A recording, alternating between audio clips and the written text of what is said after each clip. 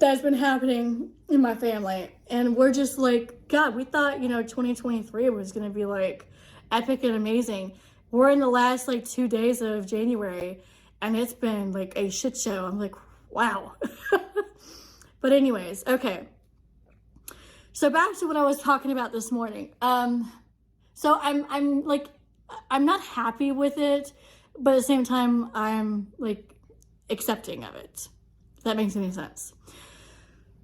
So pretty much everybody knows that my fourth grader is on the spectrum. He is autistic and he has tics. His tics range from hand flapping to bouncing to spinning. It's intense when you watch him spin. Like, I'm talking spinning really, really, really fast and holding his phone and still concentrating and just spinning and spinning and spinning. Like, it's just, oh my goodness. And he does that when he gets really happy too. Or like, so with him, especially with his tics, you can always tell if he's anxious or if he's excited. Because if he's anxious, he kind of does a thing with his eye and his mouth where he does that a lot. Where he gets really anxious, or he bites his nails pretty bad. He tears his socks, so there is like black string all over the house. So he has pretty bad anxiety, and he's very an introvert about it, and he doesn't like to ask for help. He has a very hard time asking for help. He sees it as that he's a failure and that he's just the worst person on planet Earth. When I tell you that, like, that's honestly how he sees it. Some of that I'm sure, I passed down to him as I have battled anxiety and depression, since I was a kid. So, and I used to bite my nails really bad as a kid. I didn't have like the stuff that, he has, but some of the traits I obviously recognize as I went through some of them as well. But anyways, so he has all of this.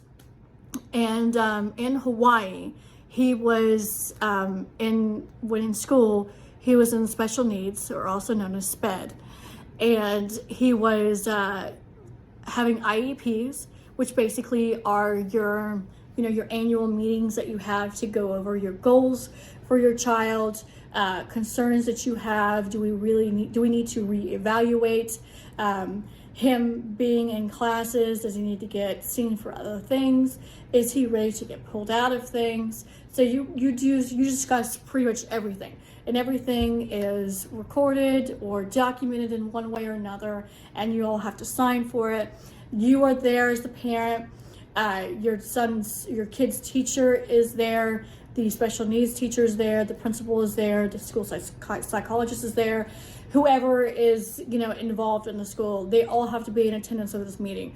So IEPs are really hard to get scheduled because you need to make sure that everyone's schedule aligns up. So you would schedule IEPs months in advance, just because everybody ends up getting a whole bunch of appointments and things like that, and especially at a school where there's a principal. God knows what the kind of stuff that they have to deal with, so, and the meetings that they have to go to. Sorry, my hair is a mess. It's kind of crimping up on me. But anyways, so since kindergarten to second grade, to the end of second, he was in SPED, in special needs. And it made sense to do it. He was also going on base in Hawaii, and he was seeing the chief of special peds, and where we got our formal evaluation that he was in fact on the spectrum, that he does have tics, that he has anxiety, some social things that were going on. So we've been working really hard on him, and when he got here,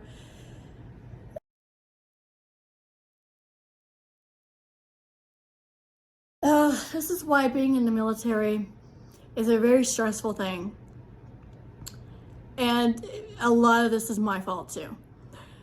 We did not have the proper documentation from Hawaii.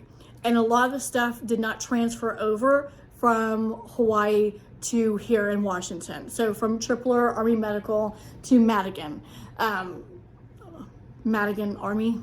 I don't know what it's called. I think it's just Madigan. Anyways,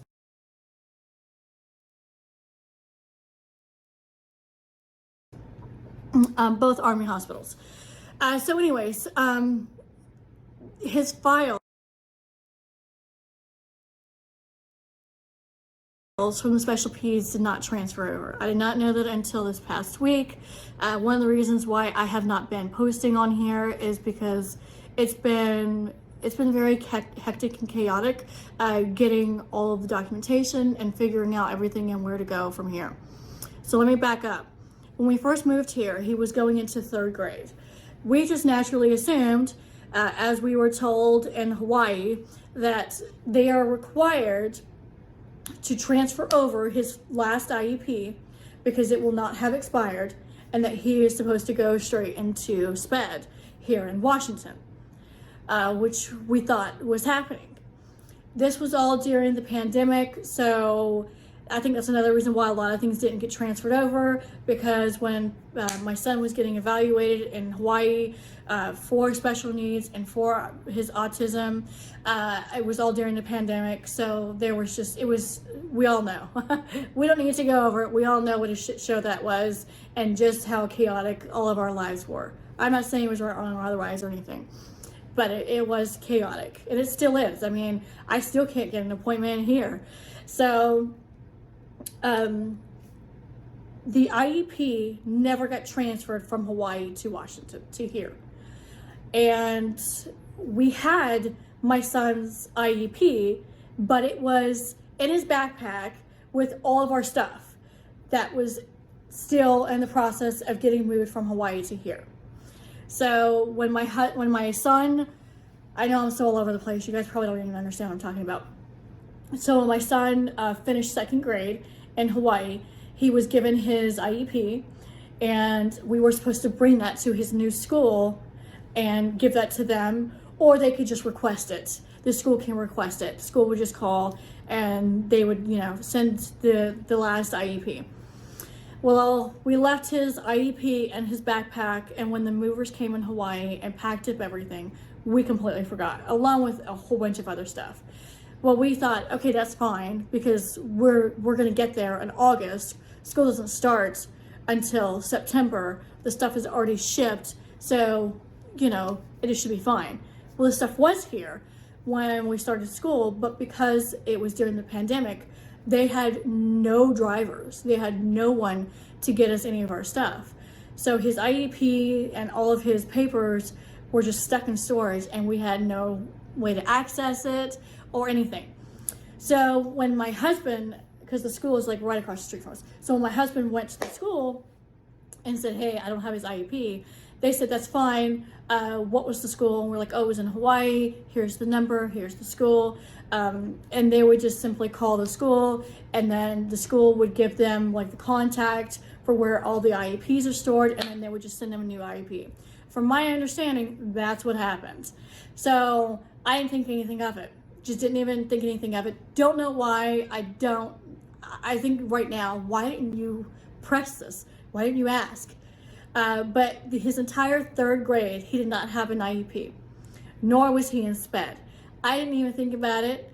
And then we had a Zoom conference call, and his teacher said, he started asking some questions, and I said, well, yeah, I mean, he's in SPED. And his teacher was like, no, he's not. And I was like, I'm so sorry, what? And he said, no, he's been in regular education this year.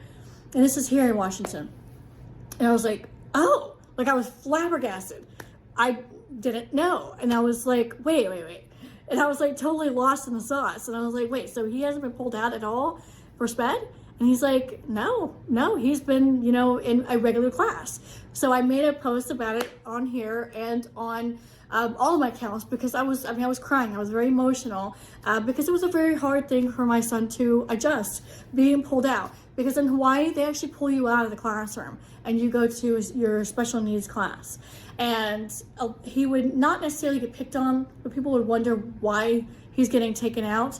And it wasn't good for him socially, because he was being removed from all of his peers and put into his classroom with just a few other students. So then he's missing out on science class. He was missing out on social studies. He was missing out on all these things that were fundamental that he needed.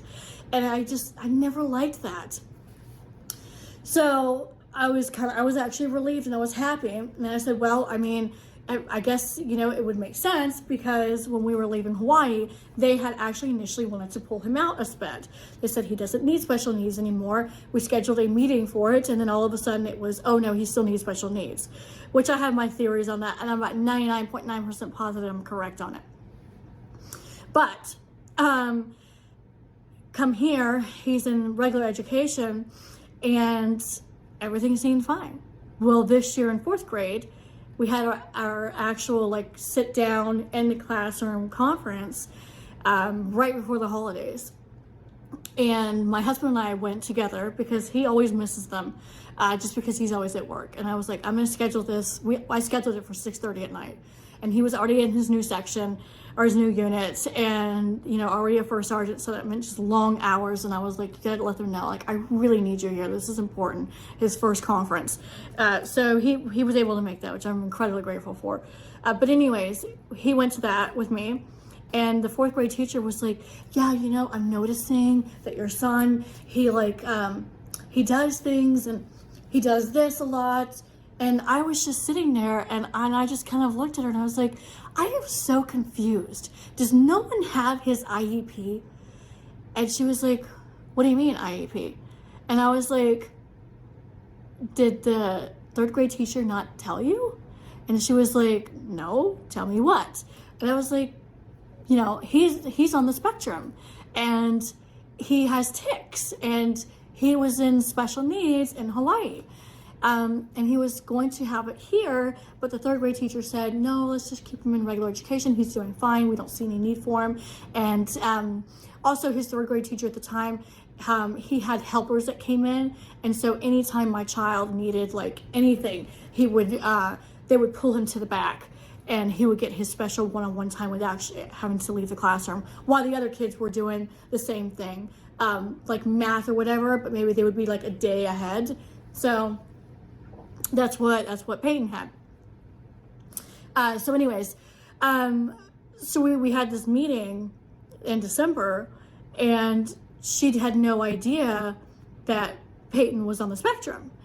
And so I was like, oh my goodness, I feel like I'm like having to repeat myself, you know. I didn't tell her that, but I didn't understand why this school didn't have anything marked.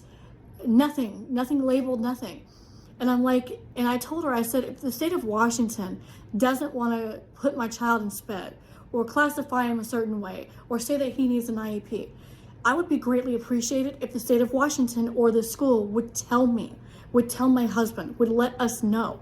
Because she's gone this entire, you know, since September to December, not knowing that there were other issues happening, that there were other matters that were going on, that, you know, Peyton has anxiety, that Peyton has tics, that he is high functioning autistic.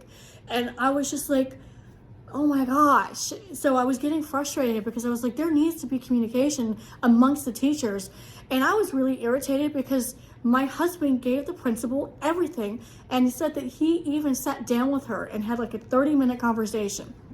So like I said, we live like right across the street from the school. We moved here in August of 2021. My husband took everything that we had for Peyton and he went to the school and the principal just happened to be there and she wasn't doing anything. So he was gone for like 30, 40 minutes.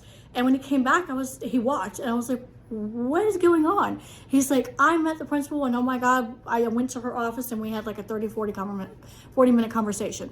And I told her all about Peyton and everything and that we just didn't have the stuff. This is what he has. You know, he has a formal diagnosis of this, just to kind of be aware. And so I like was thinking about this at the meeting in December. And I'm just like, why isn't nobody communicating with us? If Peyton is fine, that's great. But if he's not, communicate and talk to me and tell me. And it just kind of felt like she was rushing to get him evaluated again for SPED. So that way she didn't have to take it or didn't have to do anything. That's how I felt at the time. And so I was just, I've been dealing with this since early December. And if I ended November, early December. So that was when we had this. So I've been I'm assuming you guys have noticed my absence and just the lack of posting and things that have been going on. And that's one of the main reasons why. It's just trying to get a grasp of why there's been zero communication with Hawaii to here and here to us is just baffling to me. And I'm just like, there are kids who definitely need IEPs and definitely need SPED. I seriously hope you're not treating their parents and the students the same way that we're getting treated, because you can't do that. You can't do that. I need my child to be set up for success, not failure. And why this was prompted and brought up was because I started mentioning how I was noticing that when Peyton would get up in the morning, he was having anxiety and he didn't want to go to school. And when he would come home, he was so damn excited to be home. But then when it was time for homework, because it's the first thing he does. When my son gets home, the first thing he does is his homework. He's not allowed to do anything until he does his homework. Because the last thing that I want is for him to forget what he was learning, or to get distracted, get irritated. I start cooking food because that has happened in the past. And then the next thing I know, it's time to bed. And I'm like, shit, we forgot your homework. So I take it seriously. And I'm like, no, it's the first thing that we're doing when you get home is homework. So I would start noticing that he had a lot of anxiety. And so when I brought it up to the teacher's attention, she was like, I have noticed a lot of anxiety. And I've noticed that he's having, movements. And I was like, well, that's his tics. So when I was like bringing all this up and she was just like flabbergasted, I just started getting kind of like, oh my gosh, oh my goodness. And I know I'm not the only person. So I don't think that my child's like above anything or he deserves the best or anything like that.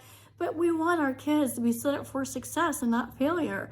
And it was disheartening to not have that communication. And it wasn't the first strike that she had in my book, because there was already an issue where, like I said, he does his homework every day. It is like clockwork. My son has to have a routine, and he thrives off of consistency. That is something that kids on the spectrum are like. They have to have a routine. If they don't, they get real anxious. And you want to talk about like tics really magnified, that would be horrific for him. So I'm not going to do that to my child. So there are specific things that have to get done in a timely manner. And he's like down to the time. So if his bedtime is 9:30, it is not a minute more. It is not a minute less. At 9:30, that's when he goes up. So that's what I mean. Like, he has to have a routine and thrives off of consistency. So when he gets his homework, the first thing he does is writes his name on his paper and does his homework, turns it in. Every day I tell him the same thing. What are you going to do when you finish reading a book? And he says, take a test. What are you going to do with your homework? Tear it out properly. Every single day. I'm very, make sure you're kind to everybody. Make sure you eat your lunch. Make sure you pay attention. Make sure you turn in anything that's in your folder. If he has a slip, money order, anything, give this to your teacher, turn it in. Everything is turned in. I want everything cleaned out of your folder. And for some strange reason, like the first month, September into October, she sent out a message saying, we will go through the whole month, and I will send you how many homework assignments out of what that they have completed. Well, he had like one assignment that he was missing. She doesn't tell you what it is, by the way, but just like 21 out of 22 assignments. And so I wrote back, I was like, I'm confused, because he writes his name on his homework, he turns his homework in, and I don't want him to get docked for something if he's turned it in. This is such a long daily ramble. I'm so sorry. This is going to be an hour, just so you know. It's 48 minutes. I'm so sorry, and I will be mentioning that. So having it on in the background, don't watch it if you don't want to. I totally understand. I just got to get all this stuff out because I've been holding all this in. So anyways, she was like, oh, don't worry about it. I know he does all of his homework. I'm sure it just is misplaced. And I was just like, what does that mean? Are you going to find the homework? Does he get docked for it? Like, what happens? No response. So last week, I got an email. hey, as always, let you know about the homework. And I was like, first of all, you only did that one time. So I have no idea of any other time. 21 out of 24 assignments. And I was like, no, no, no, no, no, no, no, no. So I sent her another message. And I said, ma'am, again, I'm on top of his homework. I know he did all of his homework. Is he not turning it in? Can you please just let me know? Do I need to talk to him and make sure that he's turning everything in? Because when he comes home, his folder is clear of all his other homework. So no response. So I'm just getting sort of bugged by the lack of communication. Because communication is key for making sure that, your child is set up for success. And communication is like a big deal for me. And if you can't find the homework or you don't know, send a message back and just say, yeah, I was kind of surprised too. I'm not quite sure. Let me talk to Peyton, or can you talk to Peyton and say, hey, are you turning in your assignments? Something, anything, just so that I know, because I'm doing my best here. Nothing. So when I saw her today at the meeting, I was polite, but I was, I already was not exactly thrilled with her methods. But she actually was really kind, very, very kind, very nice, and was right on with, that she didn't think after reviewing Peyton's test scores that he needed to go into SPED. So that's another thing. So over the last few weeks, I've been on and off the phone with a school psychologist about the requirements, and this is disheartening, and it upsets me a lot. In the state of Washington, if you want to get your child evaluated for special needs, it is a almost 2-year wait. I don't use this word lightly, but I'm using it. That's fucking unacceptable. It is unacceptable. Pandemic or not, it's unacceptable. Now, I don't use it through the state of Washington because I would go on base. On base is the same. The time is probably not as much. And thankfully, my son, I don't need to do that right now. When we move to our next duty station, because we move next year out of Washington, I'm going to then go and get him evaluated again, because he will need to be evaluated once he gets into middle school. But this is unacceptable, Washington.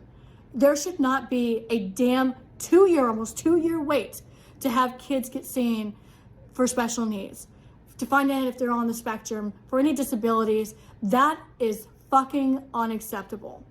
And that right there just shows what kind of future we want for our kids or for our students. And that just shows where we are placing the value of education and getting the best help. And that goes for like tutoring, not easy to get into, not easy to get a hold of. All of this stuff has gotten so ridiculously, waitlist. It's ridiculous. I mean, I'm just like, it feels like, this is like a stupid example, but it's the only thing that comes to my mind. Like you want a condo and there's like a wait list, a 2-year wait list. That's what it feels like for me. But that's a goddamn house. This is a human being. These are our kids. And we can't get them evaluated in a decent amount of time, a proper time. So in the meantime, you're having to supplement different things and have all these meetings. You can't have a formal IEP. Until you get evaluated, you can't have a formal IEP. And that upsets me a lot, greatly. And it makes me wonder why. Like, what is going on? And all I keep hearing is just the backlog from the pandemic. And I get that. I totally get. I understand completely, because it's the same thing with the military. But at a certain point, we need to start hiring more professionals. We need to do something and just say enough is enough. Our kids deserve more from us. The students deserve more from us. We're not giving them enough. So this is what I've been holding in for about, a few months. And it has drained me beyond anything. Just trying to get through the paperwork. And again, the Army hospital in Hawaii doesn't like to transfer things, didn't transfer things, didn't note things. So we didn't have, certain paperwork. Then trying to go on base here to Madigan to the outpatient records and not being able to access certain records, it's like, oh my God, just why is everything so damn difficult with the military? But I mean, as far as the Washington thing, that's not even a military thing. That's just a Washington thing. And I get it. There are a lot of people who claim that their child has special needs because the state gives you money, which again, I wouldn't do because we go through the base. But if your child needs extra attention and they add up, when you get evaluated, it's expensive and it is costly. It boggles my mind that we don't have the resources to help our kids. So I don't want to go on a huge tangent, I already have, but that's where I'm at with that. My husband's work has been insanely chaotic. The people are great. For the most part, the people are great. It's been very, very, very chaotic. And it's been a big adjustment. It's been a very huge adjustment.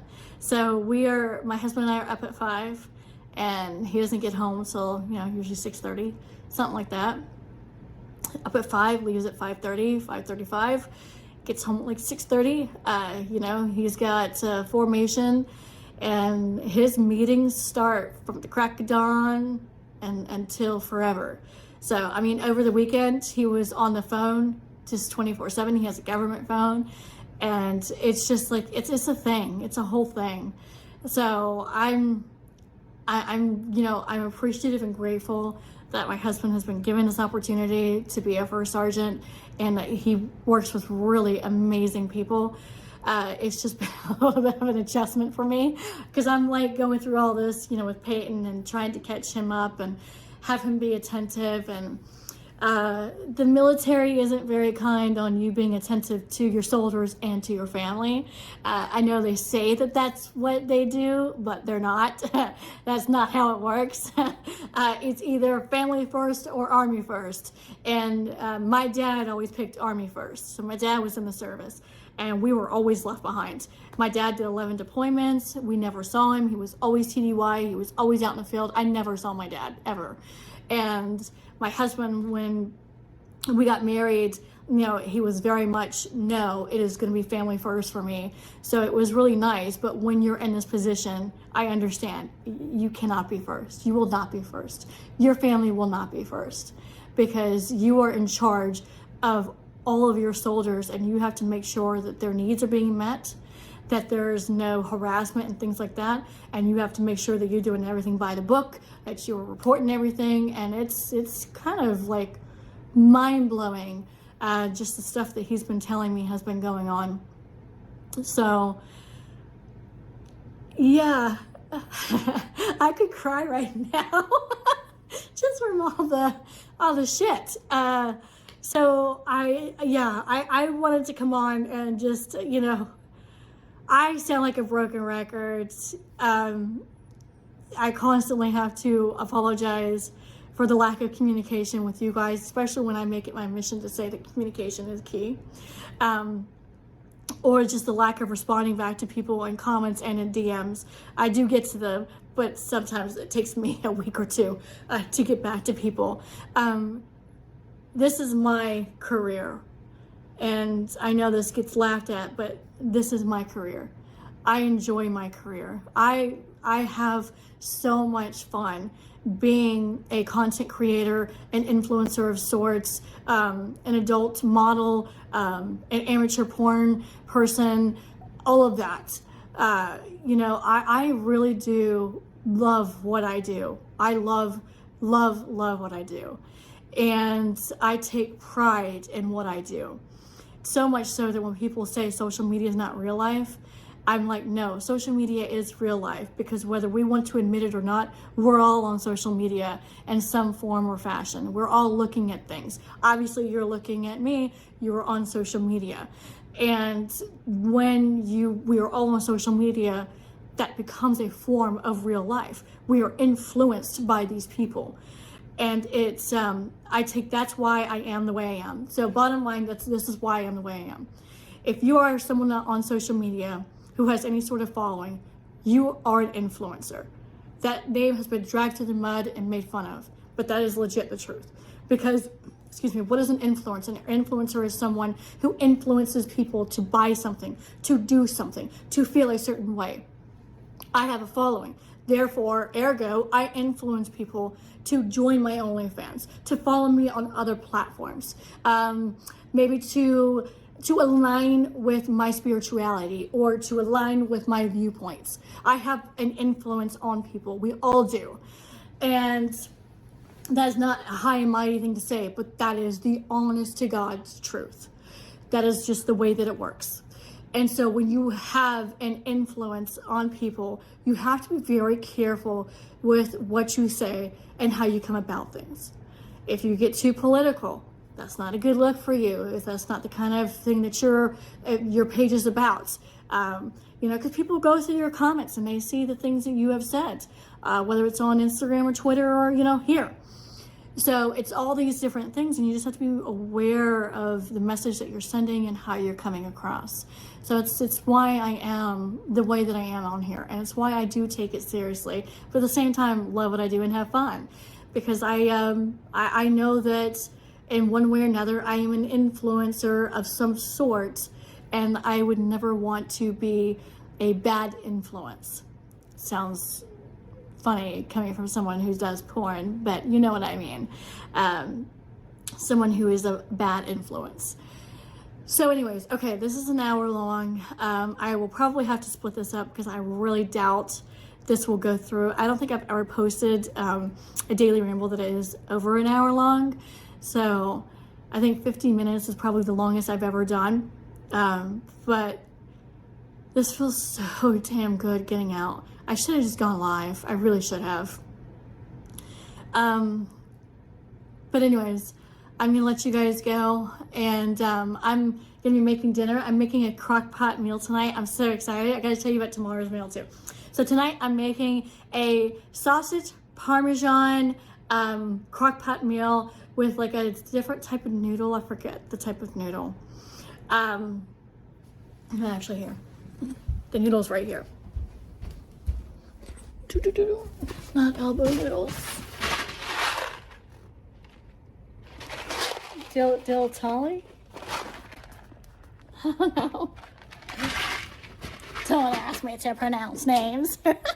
So that's a crock pot meal that I'm making tonight with some vegetables in it. And then tomorrow, it is a 20 or 21 hour meal that I'm making tomorrow night, and it starts tonight. I am making a French onion crock pot meal, and you need to simmer your onions in the crock pot for 12 hours on low.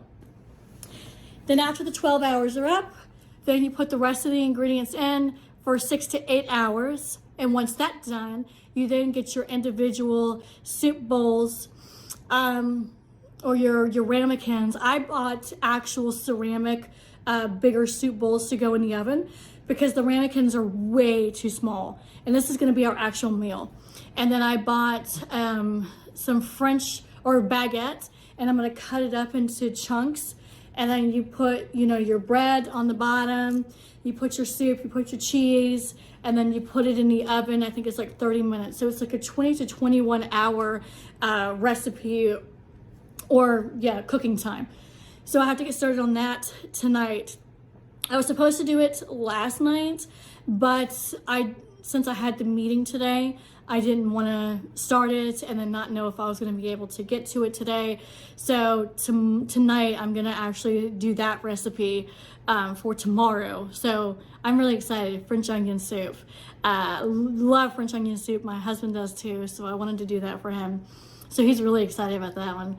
I mean, it's like a whole thing.